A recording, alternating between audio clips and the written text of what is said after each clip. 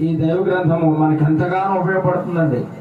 మన కుటుంబ వ్యవస్థను ఎలా నడిపించాలి, పిల్లలను ఎలా నడిపించాలి, భార్యాభర్తల సంబంధం ఎలా ఉండాలి, తల్లిదండ్రులు పిల్లల మధ్య సంబంధం ఎలా ఉండాలి, పొరుగువారితో ఎలా మాట్లాడాలి, స్నేహితులతో ఎలా మాట్లాడాలి, బంధువులతో ఎలా ఉండాలి, సమాజంలో ఎలా మాట్లాడాలి, గురువులతో ఎలా ఉండాలి, ఇవన్నీ కూడా దైవ గ్రంథం మనకి నేర్పిస్తూ ఉందండి.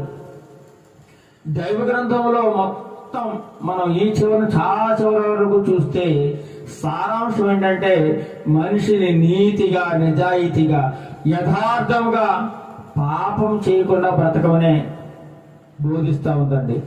అంతే తప్ప ఇంక ఇందులో ఏదీ లేదు.